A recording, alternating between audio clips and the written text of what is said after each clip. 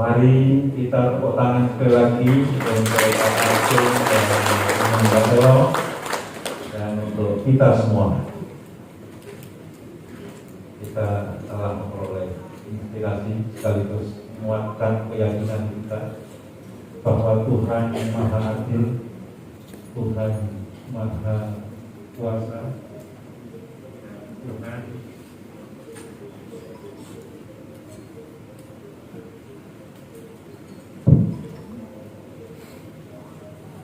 Maha menyeimbangkan.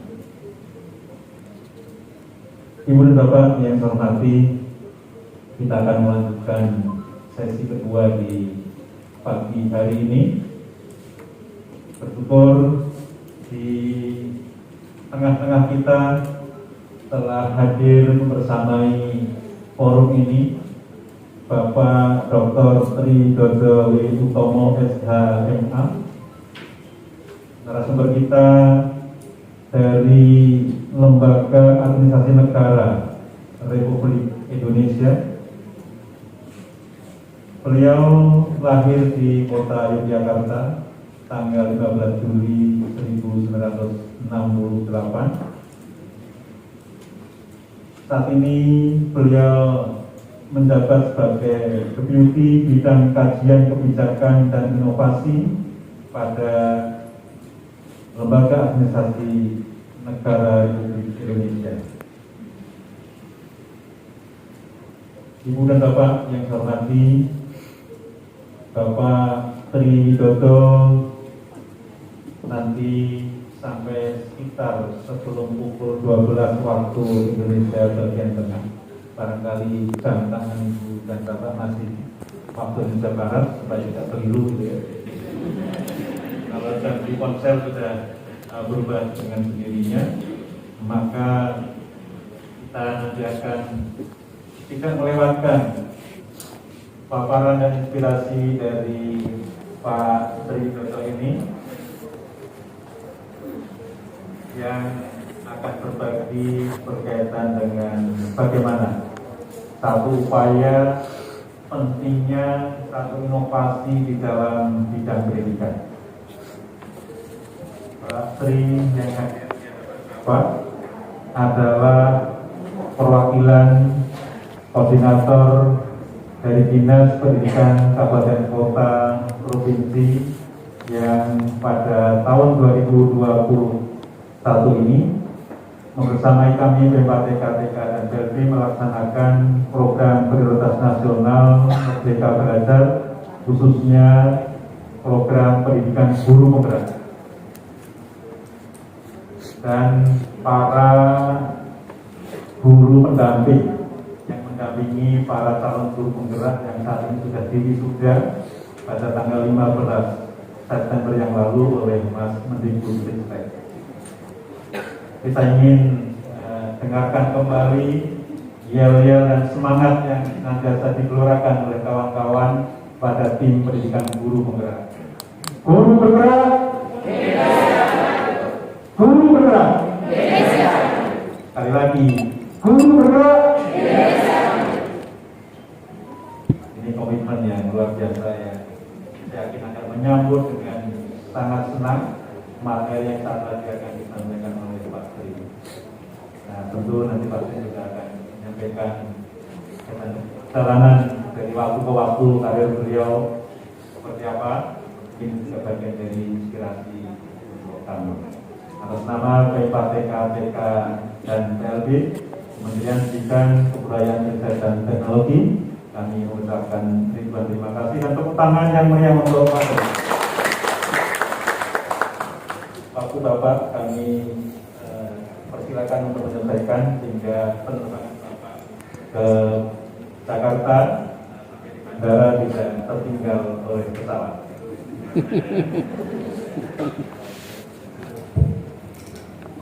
Bismillahirrahmanirrahim. Assalamualaikum warahmatullahi wabarakatuh. Selamat pagi, salam sejahtera, Om Swastiastu, Namo Buddhaya, dan salam kebajikan. Yang saya hormati Bapak Kepala Pusat P4TK TKPLB, Bapak Dr. Saya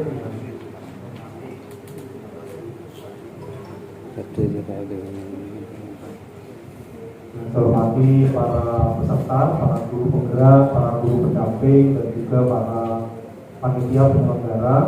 Alhamdulillah pagi hari ini saya diberi kesempatan untuk berbagi dengan Bapak Ibu sekalian sebuah kehormatan luar biasa buat saya. Saya ingin menyampaikan disclaimer dulu.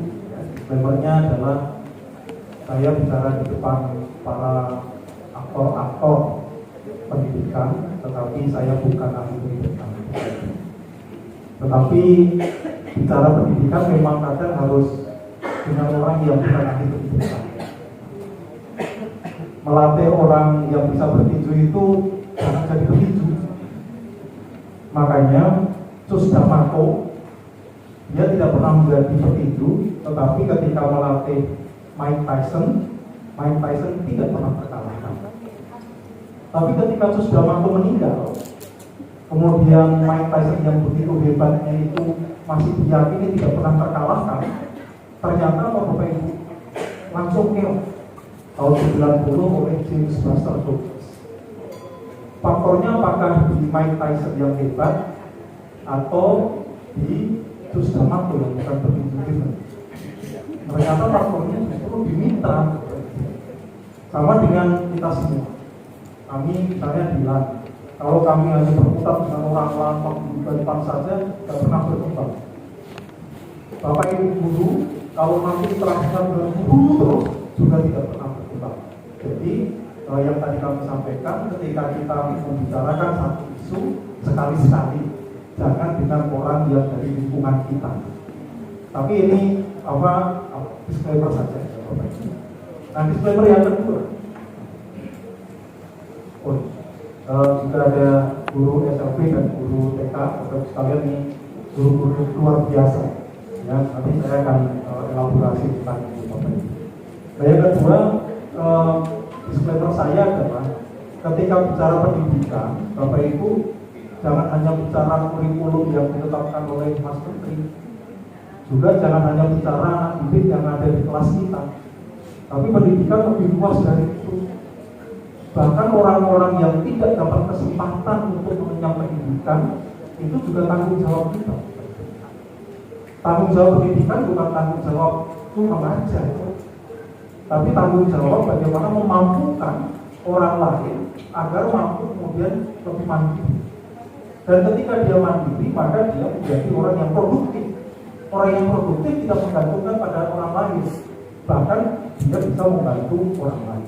Nah, itulah tujuan utama dari pendidikan. Oleh karena itu, mungkin nanti dalam paparan saya tidak banyak bicara kurikulum pendidikan nasional atau nanti pelajaran-pelajaran di sekolah sama sekali tidak, tapi konsep pendidikan secara umum dan prospek-prospek inovasi seperti apa yang akan kita lakukan.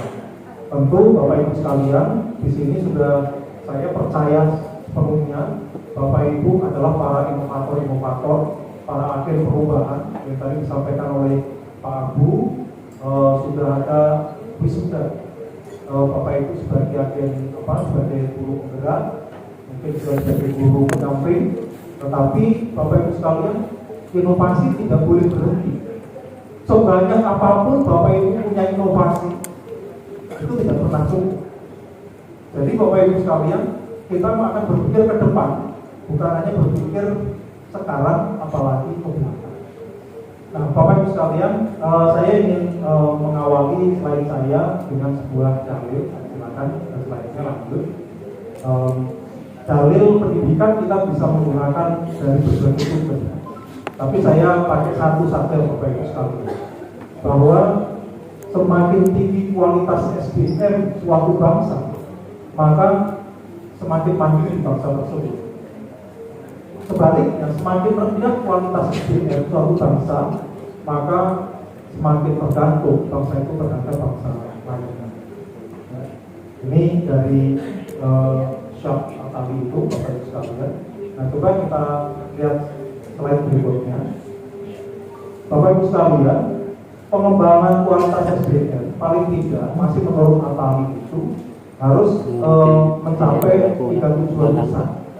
Pertama adalah bagaimana membentuk watak, karakter, kepribadian, ketangguhan, resiliensi, itu Bapak Ibu, tidak mudah menyerah, tidak mudah menangis, tahan banting, tidak pernah menyerah, begitulah kira-kira.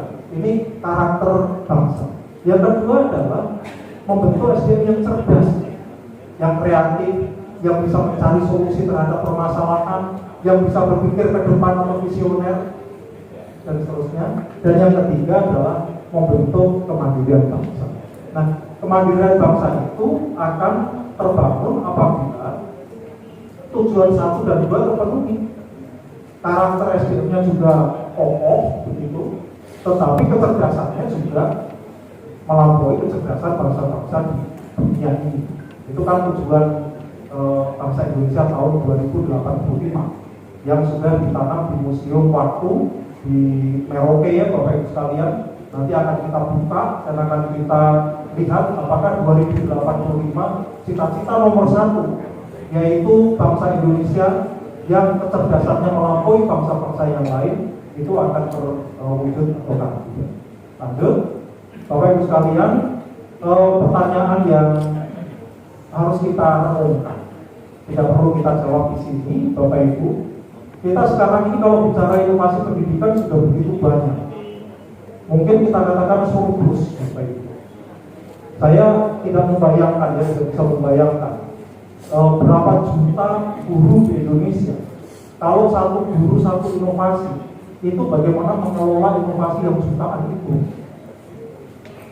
itu betapa sulit untuk mengelola, boro-boro mengelola, untuk mengidentifikasikan, membuat daftar inovasi yang jutaan itu juga sangat sulit.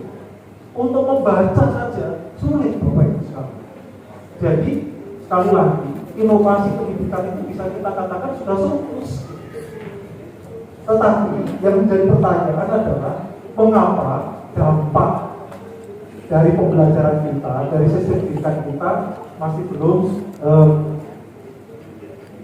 belum terlihat, begitu, Bapak Ibu. Sini ada info dari Pak Abu, guru TK itu ada 300.000, guru SLB ada 26.000, belum yang SD, SMP, SMA, dan seterusnya. Ini termasuk yang honorer. Ya, jadi banyak sekali Bapak Ibu sekalian. Belum lagi nanti yang swasta dan sebagainya. Nah, di slide berikutnya kita akan melihat Bapak Ibu, misalnya ini dari indikator makro, kami tidak akan banyak bicara di sini, tetapi di slide ini dari laporan nasional PISA tahun 2018, tahun selanjutnya saya cari belum dapat, ternyata masih banyak kasus-kasus Bapak Ibu. Misalnya 70% siswa berada di bawah kompetensi minimum. Ini menjadi pertanyaan besar. Kenapa bisa kompetensinya masih di bawah minimum, Bapak Ibu? 70%.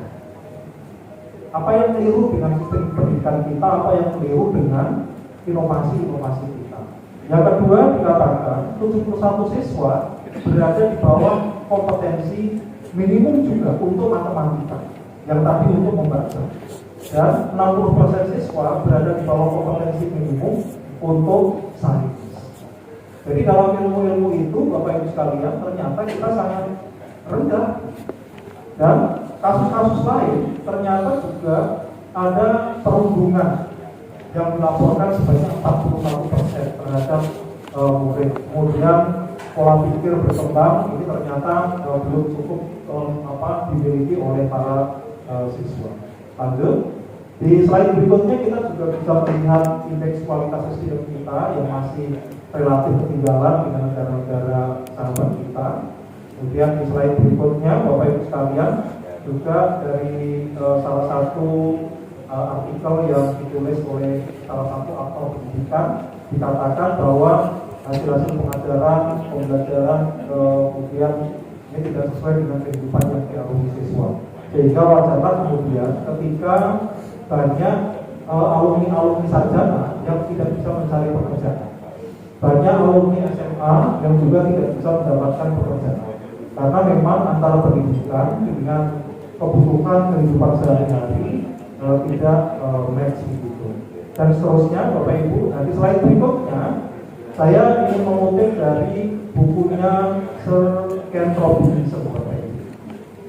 Ada juga di YouTube, di situ linknya saya tuliskan Bapak Ibu kalau nanti akan didengarkan. Apa yang dikatakan oleh Ken Robinson. Beliau mengatakan bahwa children are not frightened of being wrong.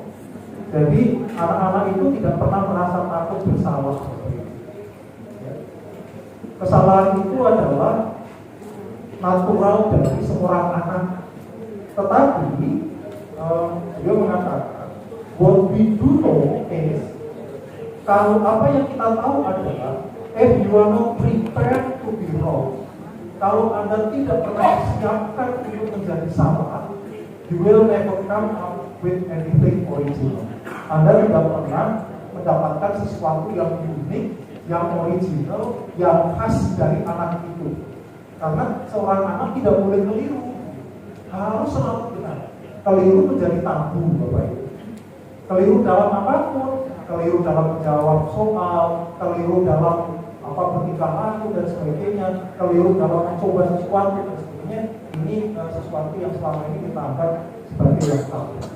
Nah, beliau mengatakan lagi bahwa if you are not prepared to be wrong, kalau Anda tidak pernah disiapkan untuk salah, and by the time they get to be adults, dan pada waktunya mereka akan menjadi dewasa, most kids have most capacity.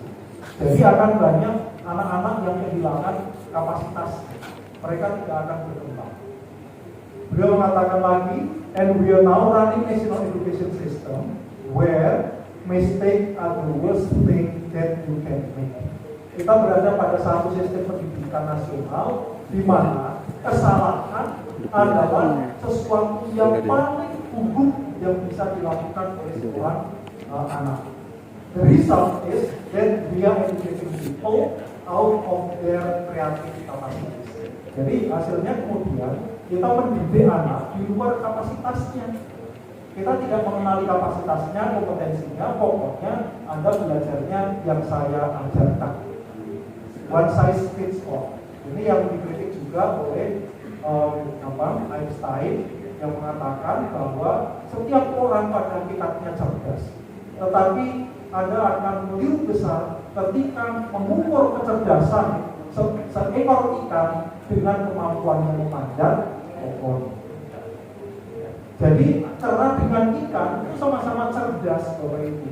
Tapi kera tidak bisa berenang, kemudian ikan tidak bisa memanjat. Maka yang harus kita berikan adalah bagaimana melatih kera untuk lebih hebat di dalam memanjat, bukan memaksakan kera untuk bisa berenang. Itu kata Einstein dan selaras dengan apa yang dikatakan oleh Sir Ken Robinson. Nah, beliau mengatakan lagi, Picasso, pelukis terkenal, once said that all children are born artists. Setiap anak yang dilahirkan, mereka adalah seniman. Tidak ada anak yang tidak bisa melakukan sesuatu secara unik, kreatif, sesuai dengan kompetensinya, tidak. Semuanya adalah artis. The problem is to remain an artist as we grow up. Masalahnya, apakah mereka akan tetap menjadi seniman ketika tumbuh atau tidak? Nah, dia mengatakan, I believe this passionately that we don't grow into creativity. Saya percaya saat ini kita tidak tumbuh di dalam alam kreativitas, we grow out of it. Kita tumbuh di luar itu. Dan we get educated out of it. Kita mendapatkan pendidikan untuk kita dididik di luar potensi kreativitas. Nah, Bapak Ibu sekalian, di slide berikutnya saya akan mencontohkan tentang pengeliruan, error, kesalahan, di mana kesalahan itu ternyata menjadi sumber pembelajaran yang luar biasa. Salah satunya adalah yang dilakukan oleh Goodyear. Bapak Ibu yang memiliki mobil, mungkin mayoritas banyak Goodyear, Bapak Ibu sekalian. Tapi pernahkah terpikir mengapa ban itu bisa tahan lama meskipun medannya berat, kadang panas, kadang bergelombang, kadang banyak kerikil-kerikil tajam dan sebagainya, tetapi ban itu tetap ditahan. Ternyata Bapak Ibu sekalian, itu terjadi karena kekeliruan. Pada suatu ketika Charles Goodyear itu melakukan uji coba begitu dengan mencampurkan cairan mendidih subkaret dengan sulfur atau belerang. Ternyata hasilnya adalah karet dan tanaman alzheimer. Ada lagi di slide berikutnya Bapak Ibu. Di slide berikutnya adalah perusahaan Organon di Belanda. Perusahaan ini sedang meneliti satu proyek untuk menghasilkan obat anti alergi. Kemudian ada sukarelawan yang dicoba dengan obat tersebut. Pada saat uji coba, Bapak Ibu, para sukarelawan itu menunjukkan raut muka yang gembira, ceria, bahagia dari sebelumnya. Setelah dilakukan penelitian lebih lanjut, ternyata obat itu bukan obat alergi, tetapi obat antidepresi. Inilah yang disebut sebagai happy accident. Kalau kita berdoa, ya Allah, hindarkan aku dari kecelakaan. Tapi di dalam dunia inovasi, accident itu kadang justru dibutuhkan. Dan accident itu seringkali sifatnya menyenangkan. Maka disebut sebagai happy accident. Apa yang dilakukan oleh Charles Goodyear tadi, itu juga sama Bapak Ibu. Itu kecelakaan yang ternyata menghasilkan kemanfaatan yang luar biasa. Nah, Bapak Ibu, nanti saya akan memberikan buku, tidak banyak. Ada 3 buku yang saya bawa Bapak Ibu sekalian. Judulnya tentang The Art of Error. Yang tulis bukan saya, yang tulis kebetulan staf saya di kantor Bapak Ibu sekalian. Nah, ini cerita tentang kasus-kasus di mana kesalahan itu terjadi. Tapi jangan pernah kita menghukum kesalahan. Kesalahan itu adalah hikmah, berkah, Bapak Ibu. Dari kesalahan itu akan lahir inspirasi. Bahkan misalnya Bapak Ibu sekalian, ada cerita lagi tentang Thomas Alva Edison ketika menemukan bola lampu sebanyak 9.999 kali gagal. Kemudian dilecehkan oleh orang lain. Mas, itu gak mungkin. Kamu itu buang-buang waktu, buang-buang tenaga, buang-buang energi, buang-buang duit, buang-buang kesempatan. Udah lupakan proyek itu. Tetapi Alva Edison mengatakan, Mas, saya tidak pernah gagal. Tapi saya berhasil menemukan 9.999 cara yang keliru untuk menemukan bola lampu. Dan 9.999 itu semuanya menjadi paten. Meskipun keliru, tapi tetap jadi paten. Nah, yang terakhir, yang ke-10.000 itu yang berhasil, itu juga jadi paten. Ternyata untuk mencapai langkah ke-10.000 kita butuh langkah 9.999. Jadi Bapak Ibu sekalian, ketika anak didik kita kok kayaknya bodoh banget gitu, itu bukan bodoh Bapak Ibu. Ada satu buku ditulis oleh Ken Norton Bapak Ibu, judulnya The Power of Starting Something Stupid. Sudah diterjemahkan dalam bahasa Indonesia dengan judul Kekuatan Memulai Sesuatu yang Bodoh. Di dalam buku itu dikatakan bahwa apa yang kita katakan bodoh itu bisa jadi merupakan kecerdasan baru. Kita saja yang belum tahu bahwa itu adalah kecerdasan. Misalnya Bapak Ibu sekalian, kita tanya ke anak-anak kita, nak, siapapun begitu, 1 ditambah 2 jawabannya 3. Benar atau salah? 99% mengatakan benar, jawabannya 3. Tapi ada satu orang yang mengatakan, Bu, itu salah besar. Ketika ada anak didik mengatakan 1 tambah 2 sama dengan 3 dan itu salah besar, apa kira-kira apa respon kita, sikap kita? Mungkin kita mengatakan ini anak kok pintar. ini anak nggak pernah belajar, ini anak beban, dan sebagainya. Tapi sesungguhnya itu yang benar. 1 tambah 3 itu tidak terbatas. Kenapa demikian? Karena 1 tambah 3 itu sama dengan 0 tambah 3, sama dengan 4 kurang 1, sama dengan 6 dibagi 2, sama dengan akar 9, dan seterusnya. Jadi berapa jawaban 1 tambah 2? Tidak terbatas. Maka kalau kita hanya menjawab atau menafsirkan kebenaran itu hanya satu cara, itu yang justru keliru. Kebenaran itu tidak terbatas, termasuk dalam ilmu pasti sekalipun, apalagi ilmu yang tidak pasti. Jadi apa yang disampaikan oleh Robinson, kemudian oleh Goodyear dan sebagainya mengajarkan bahwa kita justru mendidik orang untuk berani keliru.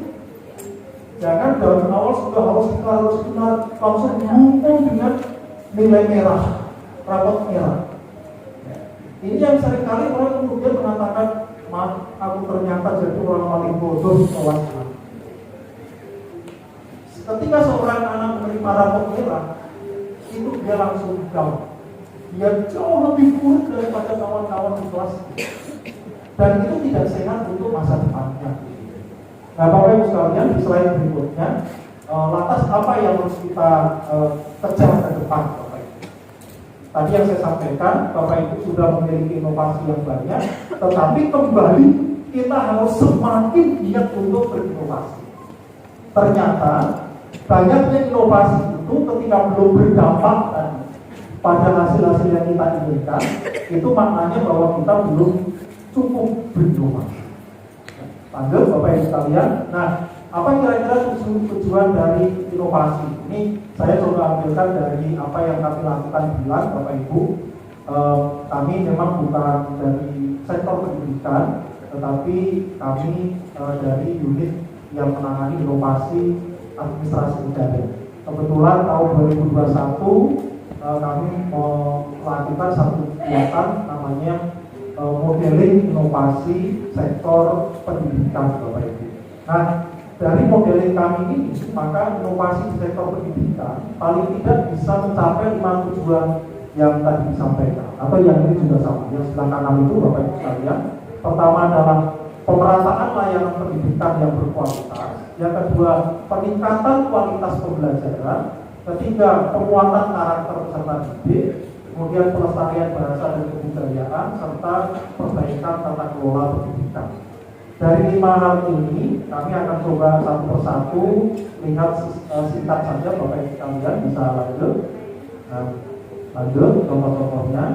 Yang pertama, masih lanjut dari 10 jenis inovasi itu. Pertama adalah penguatan peran kepala sekolah. Kepala sekolah menjadi sangat krusial, Bapak Ibu sekalian, untuk bisa mendorong inovasi. Sama di birokrasi kita, pimpinan juga kadang kedudukannya sama dengan kepala sekolah. Anak buahnya ingin berinovasi, tapi kalau nggak ada persetujuan, nggak ada dukungan dari pimpinan, dari kepala sekolah, maka inisiatif itu akan mandek. Jadi bottleneck itu seringkali ada di pimpinan atau ada di kepala sekolah. Maka sebelum kita berinovasi, para pimpinan itu yang justru mindsetnya harus lebih inovatif. Kepala sekolah itulah yang harus merasa memiliki tanggung jawab untuk inovasi. Dan dia tidak boleh merasa tersaingi. Kenapa anak-anak saya ini ada kepala sekolah nggak ada ya? Ada. Tapi kan nggak semua Bapak Ibu hanya 1-2 saja. Nah, ini tadi banyak. Itu saya hanya mengambil pengalaman di birokrasi, Bapak Ibu. Peserta di kelas pimpinan 1, pimpinan 2, pimpinan 3, 4 itu seringkali pertanyaannya, Pak, kami itu ingin berinovasi, tapi tidak dapat dukungan dari pimpinan kami, lantas kami harus bagaimana? Jawaban saya adalah, ketika Bapak Ibu menghadapi pimpinan yang kemudian tidak mendukung, maka ajaklah mereka untuk bersama-sama berinovasi. Bapak Ibu jangan berpikir inovasi itu inovasi saya. Itu yang harus kita hindari Bapak Ibu sekalian. Resistensi dari pimpinan itu seringkali terjadi karena inovasi itu seolah-olah milik pribadi pegawai itu, guru itu. Maka pastikan inovasi itu adalah inovasi sekolah. Bapak Ibu hanyalah sebagai reformernya, inovatornya. Tetapi jangan kemudian ini milik saya. Nah, ketika kita mengklaim, mengaku bahwa inovasi itu adalah milik saya, maka kemudian terjadilah situasi yang tidak menyenangkan tadi. Jadi antara kepala sekolah dengan jajaran guru itu harus membentuk satu proses yang disebut co-production, co-creation. Kepala sekolah sangat diuntungkan dengan banyaknya guru yang memiliki inisiatif. Tidak perlu repot-repot berpikir apa inovasinya. Cukup kemudian mengajak, kumpul, kemudian memonitor dan memberikan arahan-arahan sepenuhnya. Yang paling penting memberikan kepercayaan seluas-luasnya agar inovasi itu bisa dilaksanakan dengan sebaik-baiknya. Nah, Bapak Ibu sekalian, ini yang pertama ya, Bapak Ibu sekalian. Yang kedua, pengembangan kompetensi dan mindset guru, Bapak Ibu sekalian. Saya kira ini di berbagai daerah sudah mulai ada program satu guru satu inovasi, Bapak Ibu. Dan ini satu hal yang luar biasa. Kemudian juga ada di satu daerah di Salatiga misalnya, mereka membentuk satu kelompok kerja guru yang bekerja sama dengan perguruan tinggi. Kemudian mereka juga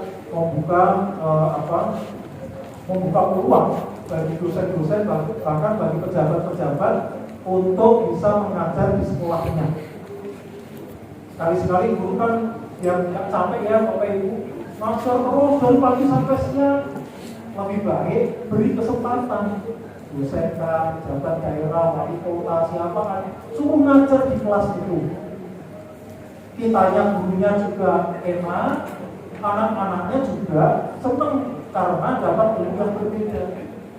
Nah, ini contoh-contoh bagaimana kemudian kompetensi dan mindset guru bisa dikembangkan. Lanjut, selanjutnya Bapak Ibu sekalian, metode dan media pembelajaran inovatif ini beberapa sudah diterapkan, saya kira sudah banyak di tempat lain.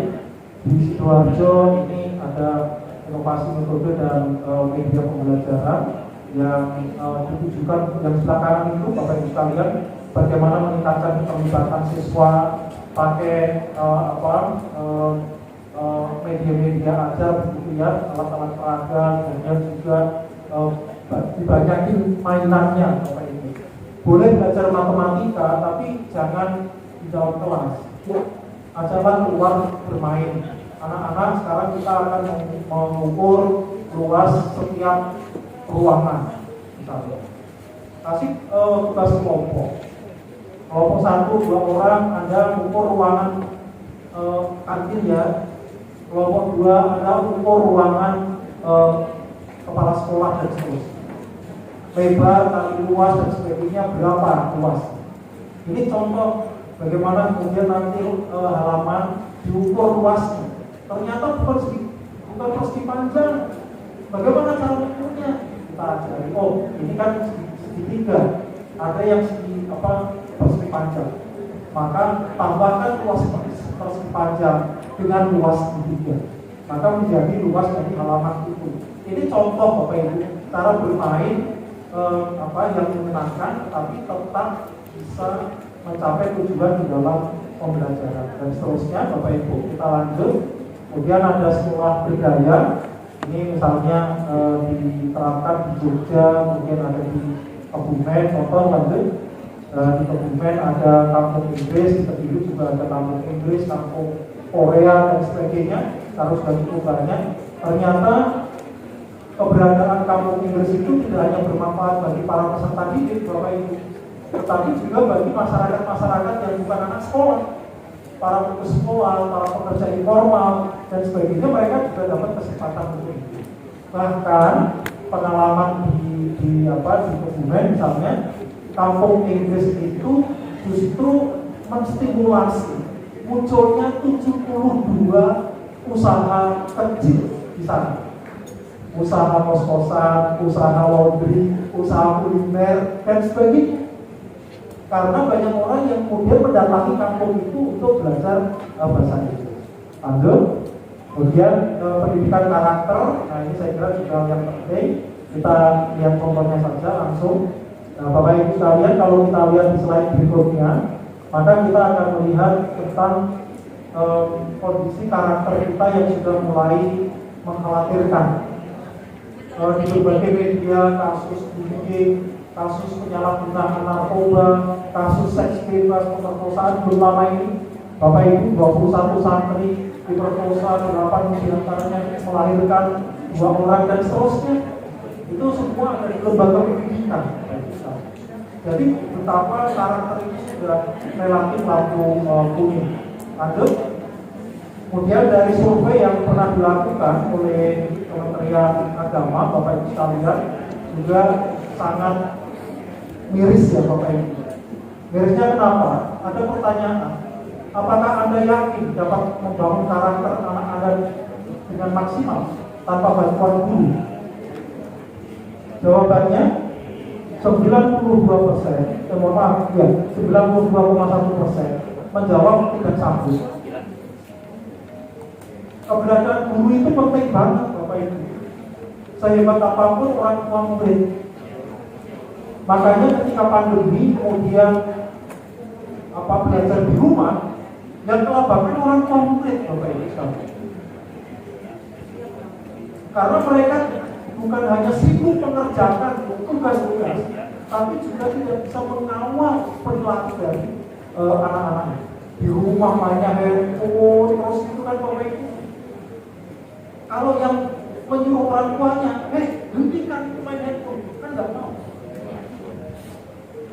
Biasa anak ini kalau sama orang tua nggak nurut, tapi kalau sama ibu guru, aduh nurutnya. Disuruh apapun nurut. Makanya saya kadang Bapak Ibu sekalian ini memanfaatkan itu, maksud saya ini, kalau ada apa-apa, saya akan sampaikan kepada guru, tolong nanti bilang sama anak saya. Nah, ini sebenarnya kemitraan orang tua dan guru, Bapak Ibu sekalian. Orang tua menitipkan pesan, guru sebagai kepanjangan tangan dari orang tua. Tapi kalau corongnya itu dari guru, itu langsung mengendap di hati anak.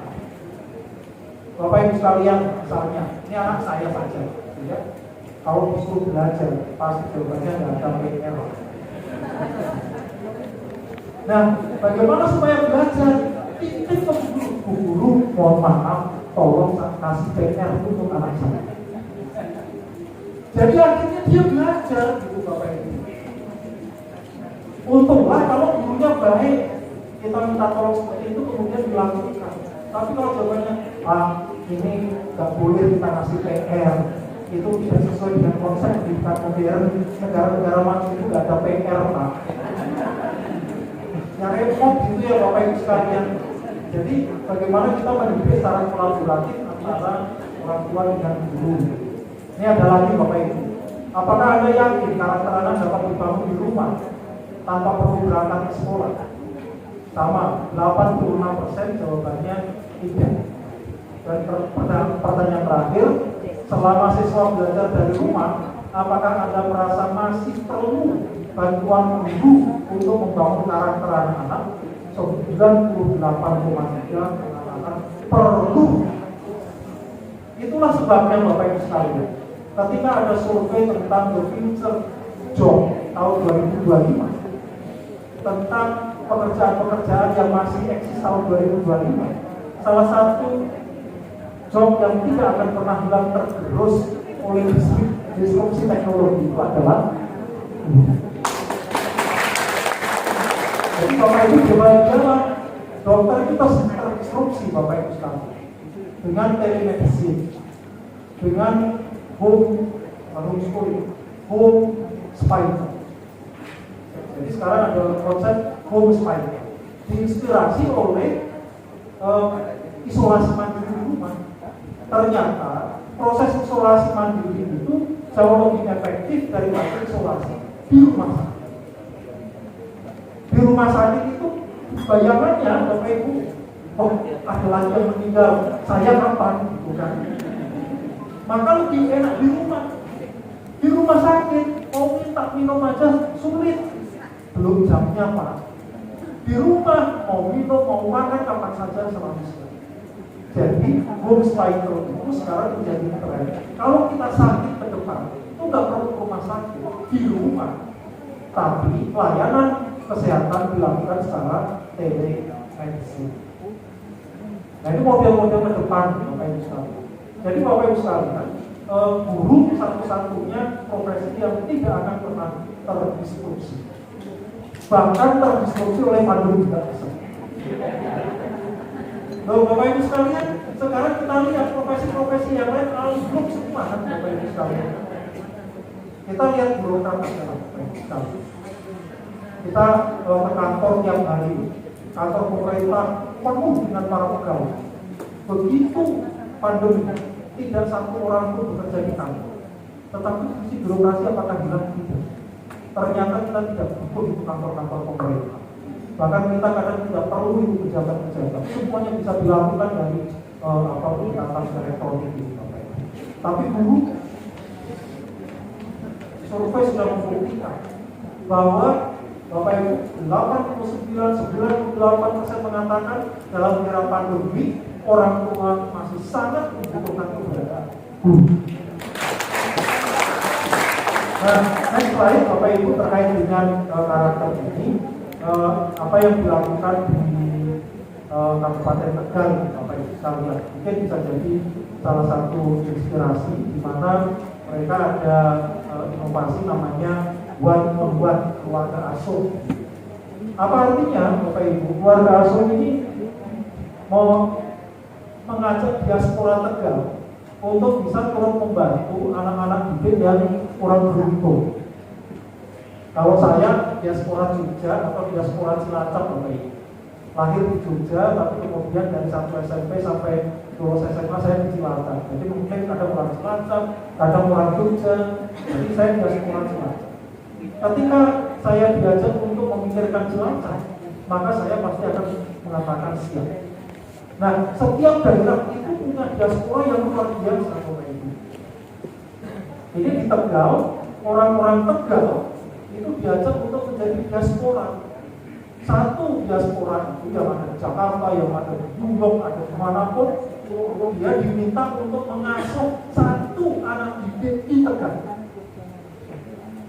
Dan itu luar biasa, Bapak Ibu akan sangat membantu bukan hanya masyarakatnya, tapi juga pemerintah daerah.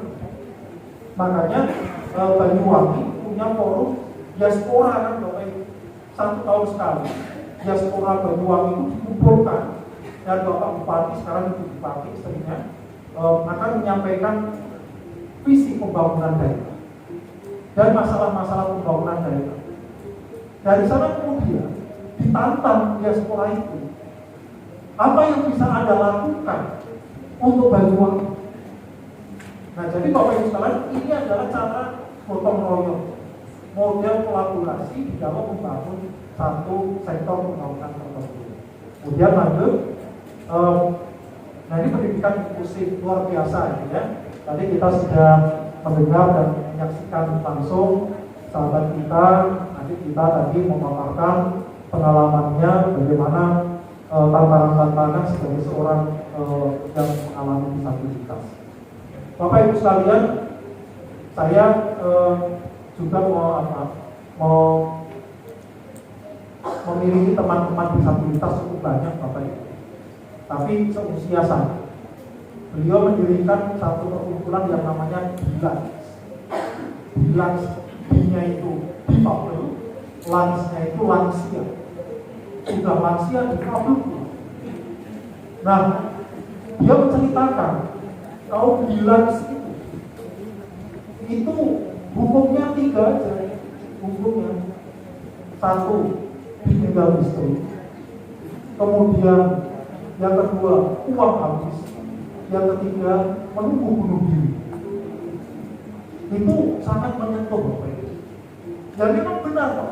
Begitu dia mengalami disabilitas, dia nggak bisa bekerja. pendapatan stop, istri marah, akhirnya minta cerai, dan dia sudah tidak bisa apa-apa lagi, mengandalkan pada orang lain, sementara orang lain tidak peduli gitu.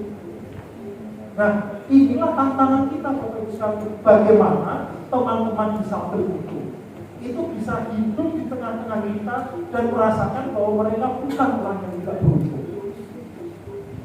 Bagaimana sektor pendidikan bisa membantu itu? Menurut saya, Bapak Ibu, ajaklah anak-anak didik kita untuk berlaku peran, memerankan orang-orang disabel. Mereka kita tutup matanya, kita ajak jalan di jalan raya di depan kantor wali kota. Kita bekali tongkat, suruh berjalan. Tentu meskipun Bapak Ibu, meskipun orang-orang seperti itu sebenarnya adalah orang-orang yang lebih hebat daripada kita.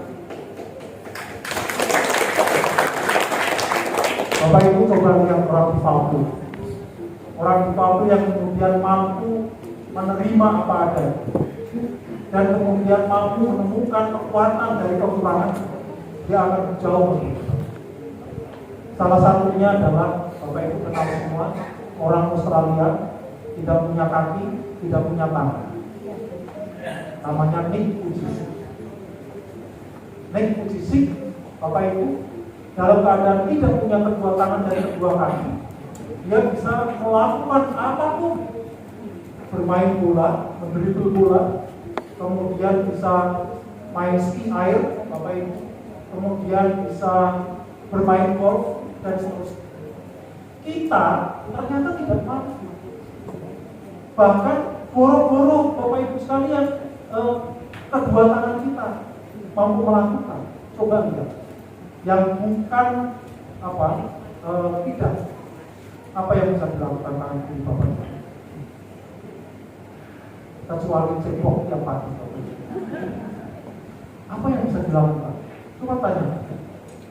Dan pertanyakan kepada Allah, ya Allah, apakah tujuan Engkau menciptakan tangan kiri hanya untuk cebok? Tidak, Bapak Ibu. Karena tangan kiri kita ini yang menjadi tunah keterampilan. Itu yang membuat adalah diri kita.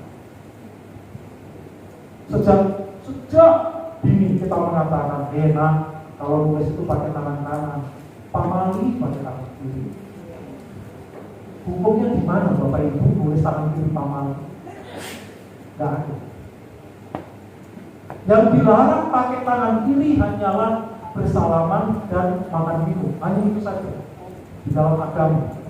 Tapi untuk olahraga, untuk aktivitas dan sebagainya, tangan kiri memiliki hak yang sama dengan tangan kanan. Tetapi faktanya, tangan kiri kita punya tangan kiri, tapi seperti tidak punya. Karena tidak berfungsi apapun, kecuali hanya untuk bersih-bersih. Nah, oleh karena itu habituasi terhadap sesuatu yang selama ini tidak pernah kita lakukan, itu yang harus dilakukan. Seperti tadi, anak-anak yang sudah bisa melihat, ajaklah melakukan sesuatu dengan cara tidak benar, supaya tumbuh empatinya. Dan ini adalah satu model inovasi yang berbasis pada kebutuhan kaum disabilitas. Lanjut mungkin di sini Bapak Ibu sekalian juga banyak sekolah-sekolah inklusi, bukan hanya disabilitas. Misalnya ada sekolah di LP anak, LP khusus anak di Palembang. Kemudian di Poso ada sekolah perempuan untuk korban konflik dan kekerasan. Kemudian di Lombok Utara ini ada trauma healing untuk anak-anak korban bencana dan juga kekerasan dan sebagainya. Lanjut, kemudian inovasi yang selanjutnya adalah membangun kemampuan literasi siswa. Contohnya beberapa adalah Ibu Rachel di Kota Padang Panjang, kemudian ada Salatiga sebagai kota literasi dengan pojok literasi SMP. Lanjut, contohnya di sini Bapak Ibu sekalian, jadi di Padang Panjang ada inovasi Rachel di mana setiap rumah-rumah siswa itu dipasangi dengan perangkat untuk internet gitu. Sehingga masyarakat tidak harus mendatangi sekolah, tetapi bisa berkumpul di rumah-rumah tertentu sekaligus mereka belajar secara berkelompok. Lanjut, nah, kemudian ada inovasi-inovasi untuk mengatasi kendala geografis, Bapak Ibu sekalian. Sudah banyak contohnya. Rumah pintar itu ada di Kabupaten Kepulauan Tanimbar di Provinsi Maluku, Bapak Ibu. Jadi mereka itu banyak pulau-pulau kecil begitu, Bapak Ibu sekalian, sehingga tidak terakses layanan sekolah. Karena untuk bisa mendatangi gedung sekolah itu harus menyeberang ke ibu kota kabupaten.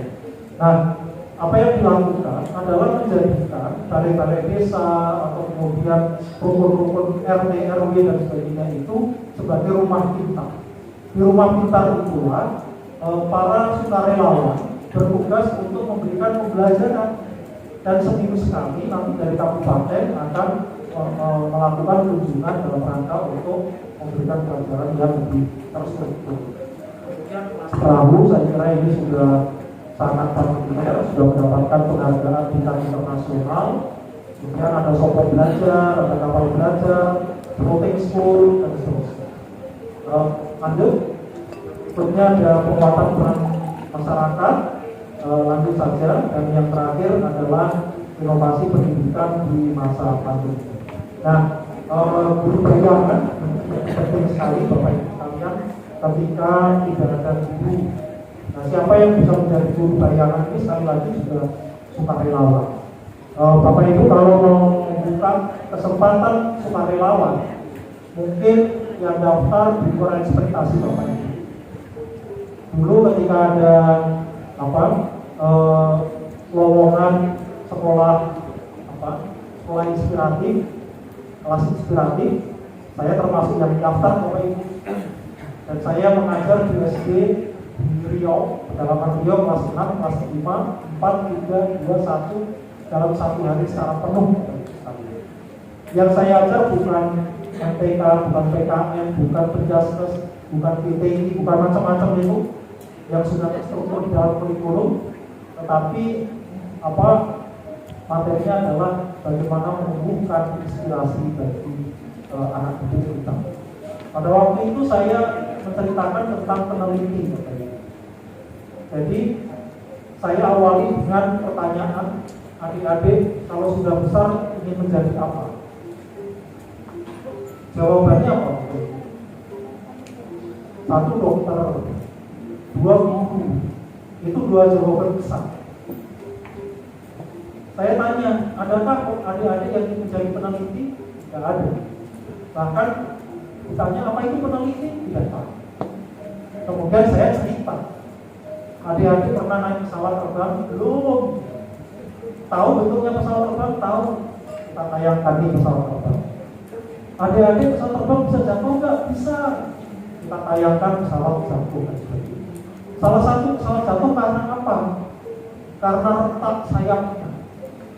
Nah, kemudian saya cerita, adik-adik sekarang tidak ada ceritanya pesawat jatuh karena sayap retak. Karena ada peneliti yang sudah menemukan sayap pesawat anti retak.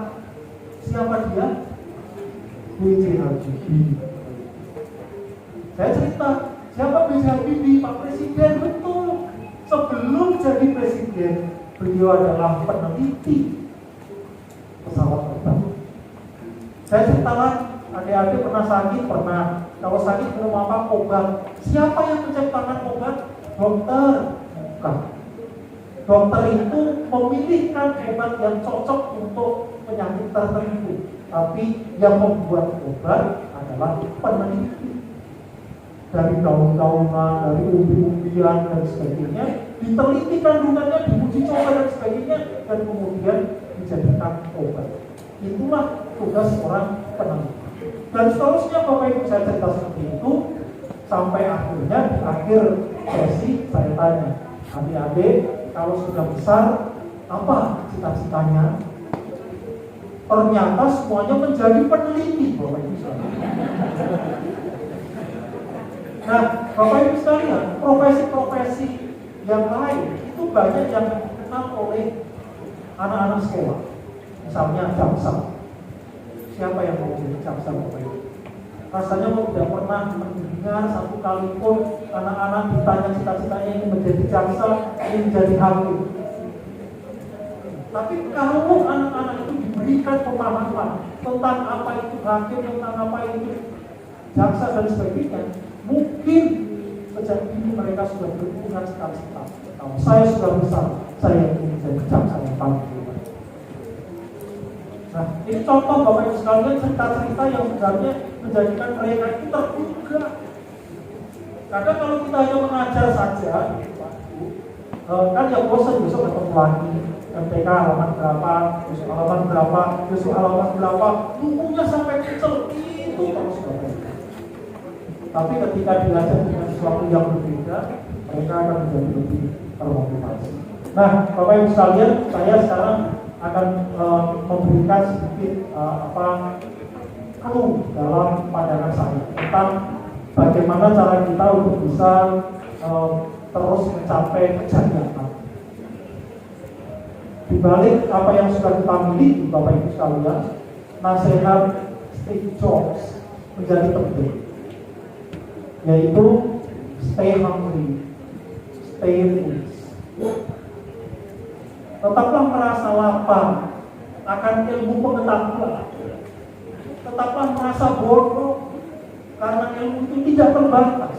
Sehebat-hebatnya kita, sehebat-hebatnya Bapak Ibu guru, tetap saja ilmu kita belum seberapa. Oleh karena itu, Bapak Ibu, yang disebut good is never good. Kalau Bapak Ibu mengatakan sekolah saya sudah sangat bagus, maka itulah saatnya sekolah itu sudah tidak bisa berkembang. Ini yang dikatakan oleh James Collins. James Collins dalam bukunya Good to Great, itu sudah diterjemahkan juga dalam bahasa Indonesia. Kalau Bapak Ibu akan mencari di Gramedia, Bapak Ibu, dia mengatakan, we don't have great school. Kita tidak punya sekolah yang hebat, principally because we have good school. Karena kita sudah memiliki sekolah yang bagus. Kita tidak punya pemerintahan yang hebat karena we have good government. Kita sudah memiliki pemerintahan yang baik.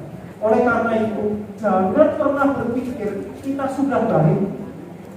Sekali kita mengatakan baik, maka sulit kita untuk menjadi hebat. Itu kata James Collins. Misalnya begini, Bapak Ibu. Bapak Ibu alumni perguruan tinggi negeri terkemuka di Indonesia, UI, UGM, ITB misalnya. Apakah itu perguruan tinggi yang hebat? Mungkin iya, mungkin. Kalau faktor pembandingnya adalah di Indonesia. Sekali kita membandingkan dengan perguruan tinggi di luar negeri, dari peringkat begitu, maka ternyata perguruan tinggi kita jauh sekali di belakang. Lantas masihkah kita mengatakan perguruan tinggi kita masih bagus ketika kita menyadari masih di ujung sana peringkatnya? Tentu kita mengatakan tidak. Jadi sehebat-hebatnya UGM, ITB, UI itu belum awal. Nah, mentalitas stay hungry, stay foolish inilah yang harus kita pegang terus agar kita semakin tumbuh. Nah, apa yang kemudian harus kita lakukan? Transformasi secara terus-menerus.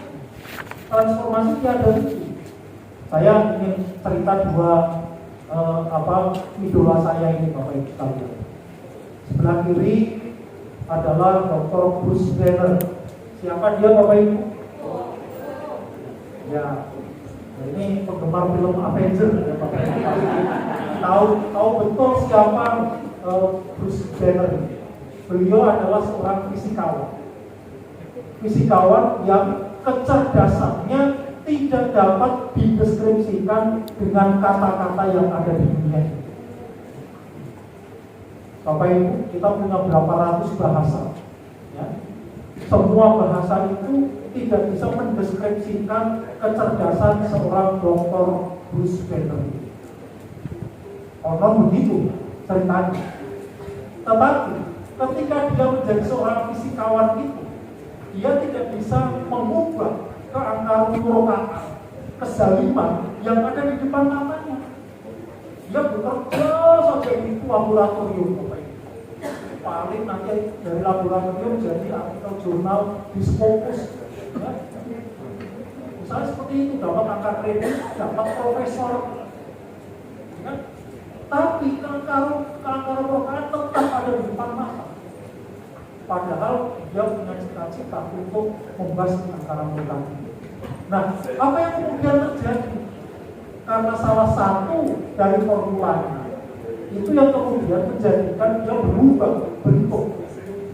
Berubah bentuknya terjadi ketika dia sedang berada dalam keadaan marah.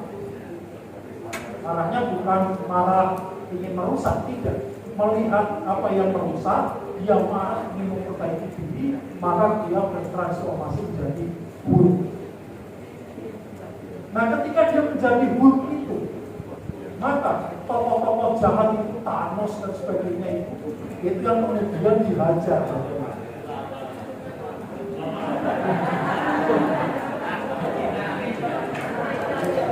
Memang saya cerita saja, Pak. Saya tidak mengajar. Nah, yang kanan itu Bapak Ibu sekalian Kresna. Kalau orang Jawa ini paham. Antara Kresna, penasihat Pandawa. Kresna itu badannya hitam kelam, tetapi dia orang yang paling ramah, sopan santun di dunia. Tidak ada yang melampaui sopan santunnya lemah lembutnya seorang Batara Kresna. Tapi tahukah Bapak Ibu, ketika di dalam episode Kresna Gita, beliau juga marah karena ditelikung dari belakang secara licik oleh keluarga Kurawa. Dari berbagai arah dipanah untuk membunuh Kresna. Kemudian Kresna marah, bertransformasi, atau dalam bahasa Jawa bertiwikrama. Bertiwikrama itu menjadi Brahala. Brahala adalah raksasa sebesar gunung dengan kepala sebanyak 1.000, tangannya ada sekitar 2.000 Bapak. Nah, dengan wujud seorang Brahala itu, dia kemudian memporak-porandakan itu sebenarnya kisah tentang diri kita, Bapak. Setiap diri kita punya potensi untuk menjadi pribadi yang jauh lebih hebat daripada yang kita tahu. Because you are stronger than you know. You are greater than what you believe. Kalau kita hanya mengatakan saya itu ya bisanya kayak ini, saya itu hanya guru kampung, saya hanya S1, saya nggak punya pengalaman luar negeri, saya pangkat hanya 3A, 3C dan sebagainya. Bapak Ibu tidak pernah menghargai diri sendiri, terlalu meremehkan diri sendiri, dan itu artinya meremehkan Tuhan yang Maha Kuasa. Jadi Bapak Ibu harus yakin bahwa Bapak Ibu apa yang kemudian terjadi pada diri kita, terlena, senang dengan zona nyaman, melupakan tujuan kita, bahwa tujuan kita bukan dan orang timur. Tujuan kita adalah puncak Mahameru. Nah, sama dengan Bapak Ibu sekalian, ketika Bapak Ibu mengajar sudah dapat akreditasi A, kemudian anak-anak muridnya bisa masuk ke perguruan tinggi yang favorit, rasanya hebat banget. Saya loh, gitu kan? Ini loh gue, gitu, kira-kira bangga. Padahal itu mungkin baru rangkul. Tugas Bapak Ibu belum selesai. Dan tugas Bapak Ibu tidak lama lagi. Artinya jangan pernah berhenti sebelum kita sampai pada tujuan. Pastikan itu Bapak Ibu sekalian, karena Bapak Ibu adalah agen-agen penggerak, agen-agen pendamping yang sangat dibutuhkan oleh bangsa Indonesia untuk mewujudkan Indonesia yang baik. Saya demikian Bapak Ibu sekalian yang bisa saya sampaikan. Mohon maaf kalau terlalu panjang. Kita mengklaim inovasinya sudah direplikasikan di tempat lain. Tanyakan yang diklaim mereplikasikan. Benarkah Anda mereplikasikan inovasi dari sana? Oh, enggak. Mereka yang mereplikasikan kita. Jadi Bapak Ibu sekalian, ada barrier psikologis dalam inovasi. Kenapa muncul keengganan untuk mereplikasikan? Tadi seolah-olah kreativitasnya kurang dari yang mereplikasikan. Itulah sebabnya Bapak Ibu sekalian, yang ini kita dorong tapi belum sampai jadi. Mudah-mudahan nanti bisa didorong melalui guru penggerak. Inovasi guru penggerak, sekecil apapun, usahakan mendapatkan paten atau hak cipta. Nah, ketika kita sudah mendapatkan hak cipta, nggak bisa lagi mengklaim tadi, karena tercatat judulnya, isinya ya, tahunnya, inisiatornya itu sudah sangat jelas. Begitu nanti ada yang mengklaim, tapi belum terdaftar di hak cipta, hak kekayaan intelektual, maka dialah yang sebenarnya memverifikasikan. Jadi mungkin ini usulan tambahan buat Bapak Ibu sekalian melalui Pak Kapus, nanti bisa didorong inovasi-inovasi guru penggerak, pendamping itu bisa didaftarkan di hak cipta. Kemudian terkait dengan keberadaan guru penggerak sebagai inovator itu dan korelasinya dengan ilmu sekolah seperti apa, menurut saya sangat memungkinkan, Mas ya. Kenapa? Sebenarnya inovasi itu kalau saya gambarkan Bapak Ibu, 30% hidup ilmu, 70% seni. Nah, kalau 30% inovasi itu ilmu, maka background pengetahuan atau disiplin apapun bisa digunakan untuk mendorong inovasi. Misalnya Bapak Ibu, guru PKN, ya, guru PKN. Ada guru PKN di situ Bapak Ibu? Oh iya, ya, makasih Mas Aturan ya, Bapak. Saya termasuk yang paling senang PKN dari dulu Bapak Ibu. Saya kalau di rumah ini terkenal sebagai konsultan PKN bagi anak-anak saya. Tapi kalau matematika anak saya lari semua dari saya, nggak ada yang mau. Bahkan kalau saya pun juga. Saya udah tampil meyakinkan, oh Bapak bisa matematika, tinggalkan anak saya. Tapi kalau bicara PKN, wow, mereka yakin itu. Nah, guru PKN itu kenapa nggak misalnya membuat inovasi pemerintahan ini? Pemerintahan ini itu latihan anak-anak sekolah sebagai pejabat pemerintah. Daripada menghafal pemerintahan daerah itu ada apa, ada bupati, ada DPRD dan sebagainya. Udah aja, mereka jangan semua menghafalkan semua itu gitu. Tapi kamu belajar tentang tugas bupati ya, kamu belajar tugas gubernur, kamu belajar tugas DPRD, kamu belajar tugas kepala dinas. Nanti kita rapat nih, rapatlah di situ, perankan sebagai seolah-olah gubernur yang memimpin rapat dengan para bupati. Itu menurut saya lebih menarik daripada anak-anak memahami. Pertanyaan anak saya, Pak, apa sih bedanya daerah otonom dengan daerah administratif itu? Waduh, nah itu jauh sekali kita menjelaskannya harus dari awal itu tentang asas-asas pemerintahan daerah. Asas pemerintahan daerah itu ada 3: desentralisasi, dekonsentrasi, tugas pembantuan. Desentralisasi melahirkan daerah otonom, dekonsentrasi melahirkan wilayah administratif. Repot gitu Bapak Ibu kalau menjelaskan seperti itu. Jadi lebih baik bermain peran. Nah ini yang tadi saya sampaikan, guru-guru yang berbackground sospol, berbackground hukum dan sebagainya akan sangat bisa mengutilisasikan pengetahuannya untuk menciptakan inovasi-inovasi di ruang-ruang sekolah. Tapi matematika bukan berarti tidak bisa, yang tadi saya sampaikan. Kenapa anak-anak tidak diajar untuk misalnya begini Bapak Ibu sekalian? apapun yang ada di depan kita sesungguhnya adalah fenomena matematikologis. Apapun yang kita lihat. Jadi ketika kita melihat gelas bisa nggak anak-anak ditugaskan, ini dihitung diameternya berapa ini, lingkarannya berapa? Kadang-kadang kita tidak melihat gelas sebagai fenomena matematika dan sebagainya. Tapi kalau apapun yang kita lihat sebagai fenomena matematika, maka itu menjadi menarik bagi mereka dan seterusnya. Kemudian ini tadi sudah kami jawab dari Ibu yang pengawas Bogor. Satu lagi tentang kegiatan inovasi daerah yang tidak menarik bagi atau belum diikuti oleh urusan pendidikan. Pada umumnya hanya diikuti oleh inovasi di sektor UKM begitu. Ya, saya kira ini tergantung komitmen juga dari pimpinan OPD-nya itu. Kan di daerah ada dinas pendidikan. Nah, dinas pendidikan ini apa yang dilakukan?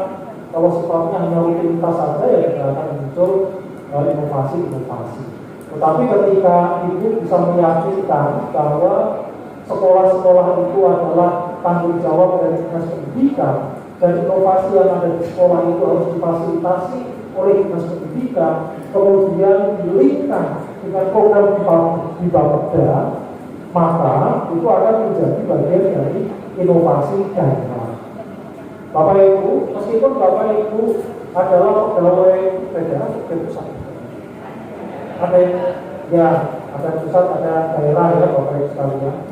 Kita setiap tahun itu menggelar yang disebut sebagai ajang inovatif government award yang dilakukan oleh Kementerian Dalam Negeri.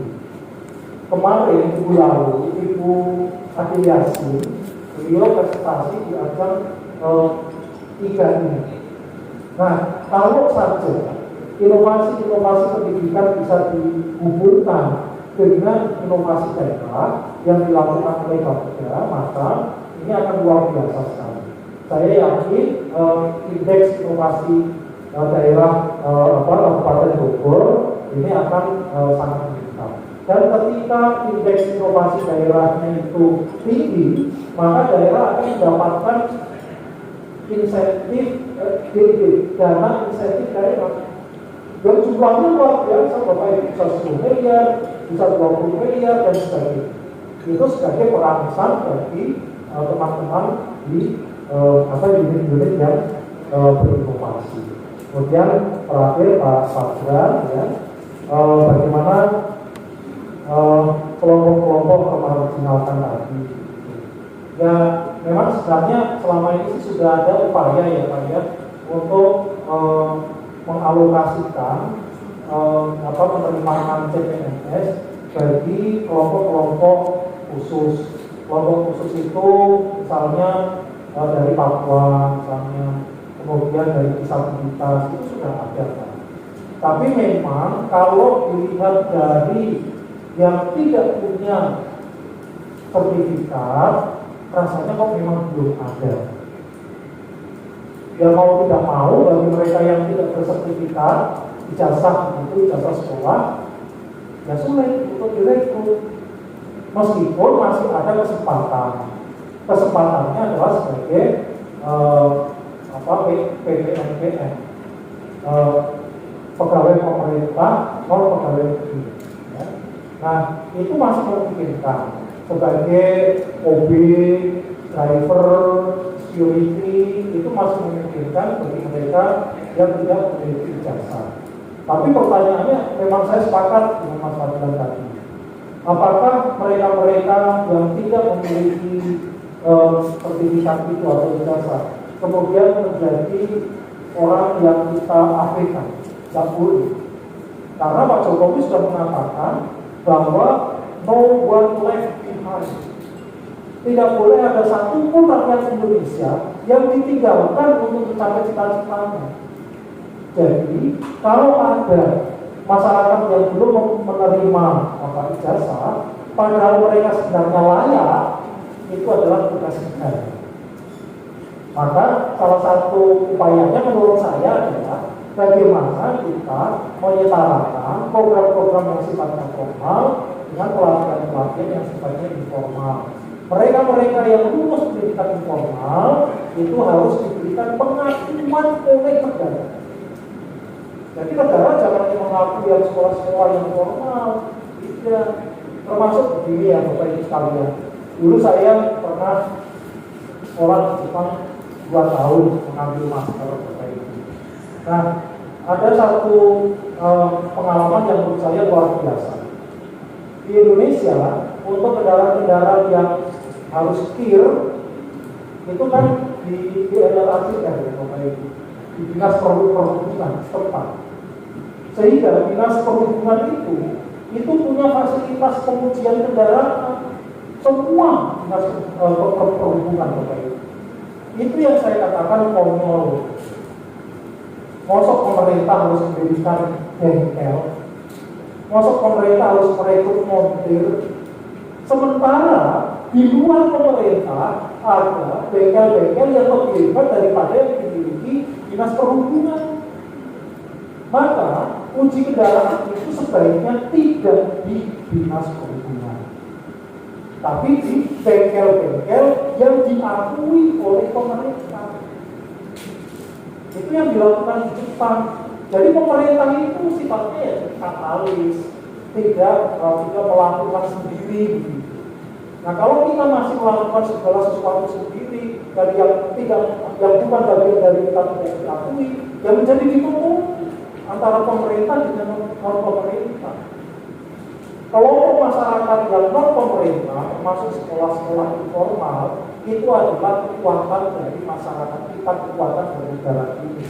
Maka negara juga harus memberikan pengakuan itu. Itu yang disebut sebagai prinsip hadir untuk semua atau omnipresence. Negara itu harus omnipresence, Bapak Ibu. Ada warga yang tadi misalnya merasa tidak terlayani itu, rasa kesana enggak. Karena tidak ada hal yang terkecil di negara ini, bahkan jarum jatuh pun yang terlepas dari perhatian negara.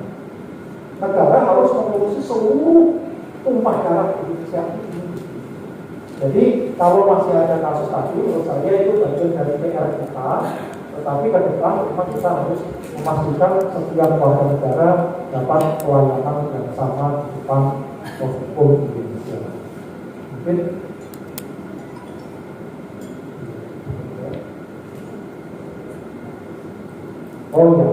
ya ini ada informasi dari Pak Kapus. Jadi sudah ada undang-undangnya ini Pak, undang-undang tentang penyandang disabilitas. Jadi untuk lembaga pemerintah itu sudah diberikan persentase minimal untuk bekerja dari kalangan disabilitas itu 2%, dan di lembaga swasta 1%. Itu minimal. Jadi insya Allah dengan adanya kebijakan ini, Bapak Ibu tidak perlu ragu-ragu untuk menerima teman-teman disabilitas, teman-teman yang tinggal di pedalaman, teman-teman yang perempuan, teman-teman dan sebagainya, yang kelompok-kelompok macam. Saya kira demikian Bapak Ibu sekalian, saya kembalikan kepada Pak Kapus. Iya, terima kasih atas responnya yang luar biasa dari sayap kanan. Tadi ada yang sudah awal ya, saya berikan Bapak ini satu dulu, kemudian Ibu depan sini dan tapi Anda harus setting dulu. Paling nggak 1 angkatan atau 2 angkatan terserah. Jadi setelah itu baru boleh mengajar. Apa yang kedua misalnya tandem gitu. Jadi sebagai tim pitching dulu, tidak langsung terjun tapi membantu bagi pengajar utama. Itu juga dimungkinkan. Jadi banyak cara untuk bisa memastikan kendala-kendala administratif itu bisa kita hilangkan. Tapi yang paling penting adalah kemauan kita untuk menghilangkan. Dan itu penting bagi Bapak Ibu sekalian untuk mengkomunikasikan dengan yang orang sudah bilang itu yang dibendoi itu.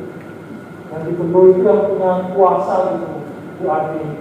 Jadi kalau bicara dengan saya, ya saya ngomong apa-apa ya yang punya kuasa tidak akan melakukan apapun. Jadi lebih baik nanti Bapak Ibu aspirasi apapun yang datang dari bawah ini disusun secara lebih terstruktur, sistematis, tertulis gitu, dan disampaikan kepada pihak-pihak yang memang memiliki kewenangan itu. Saya kira itu saja Bapak Ibu sekalian. Mungkin karena waktunya ya Pak Kapus, saya ingin sekaligus mengakhiri Bapak Ibu sekalian. Lagi-lagi saya ingin mengucapkan rasa bangga saya bisa berada di tengah Bapak Ibu sekalian, para inovator dari Republik Indonesia. Dan saya mengucapkan selamat Bapak Ibu sekalian. Masa depan bangsa itu akan kita tentukan mulai dari hari ini dan dari luar. Mudah-mudahan Bapak Ibu sekalian akan bisa mencapai tujuannya, membangun Indonesia maju, dan kita semua akan mendapatkan insya Allah rahmat, hidayah, dan juga keberkahan bagian dari legacy Bapak Ibu. Saya kira itu Bapak Ibu sekalian. Terima kasih. Assalamualaikum warahmatullahi wabarakatuh.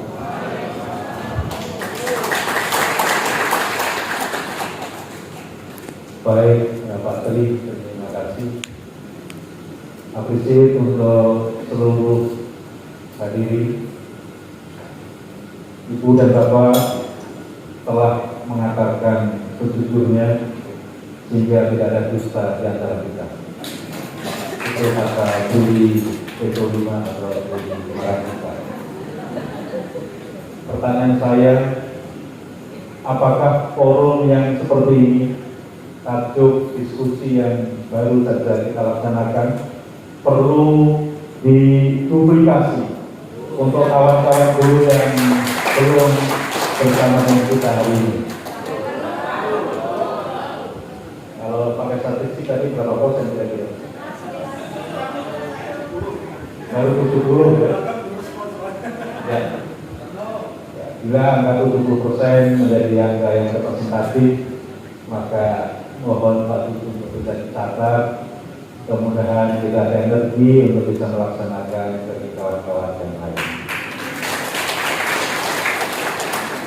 Selagi Ibu dan Bapak masih memegang ponsel terbaiknya, maksud saya pasti Ibu dan Bapak bawa ponsel lebih dari satu. Kalau tadi kita sama-sama menambah follower di dua akun Instagram, maka mohon boleh ketik di search engine, kita ketik Puca, Puca, P-U-C-I, Puca, P-U-C-I, P-U-C-A, Puca. Kalau sudah pastikan singkatan atau kepanjangan dari Puca adalah polarity, uncertainty, complexity, dan ambiguity. Silakan nanti bisa diekspor sambil rehat siang. Puca, ketika ada Puca nanti akan banyak P ya, huruf P boleh diketik juga di layar barangkali Pak. Sudah? Silakan ada beberapa bahan literasi yang bisa diungkap di situ. Sekaligus tadi tantangan dari Pak Tri dari menantang gajah yang liar dan tantangan-tantangan yang lain ketika kita berada di sebuah zaman yang disebut zaman tidak menentu, zaman yang sangat kompleks, ya, zaman yang ambiguitas. Ini menjadi sebuah PR besar ketika kita tidak menyangka banyak profesi baru yang dulu tidak dicita-citakan, tetapi sekarang menjadi sesuatu yang dilakukan. Peserta didik kita yang dulu tidak kita duga sekarang literasinya luar biasa. Tak hanya itu, para orang tua yang mendampinginya pun punya literasi digital dan lain sebagainya yang luar biasa.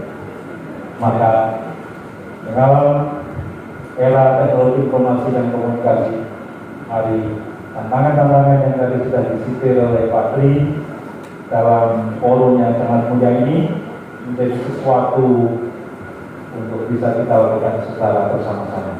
Dengan bersama-sama, dengan saling berbagi, mudah-mudahan akan menjadikan inspirasi-inspirasi praktek baik. Mari sama-sama kita ciptakan dalam satu wadah besar ekosistem yang inklusif di tanah tercinta kita. Kalau dari beberapa penanggap berpantun, saya dulu waktu pelajaran pantun tidak masuk, sehingga pantun saya tidak sebaik yang tadi disampaikan oleh Ibu dan Bapak semua. Burung cendrawasih hinggap di atas batu di dekat mama. Terima kasih dan thank you. Juga Susma.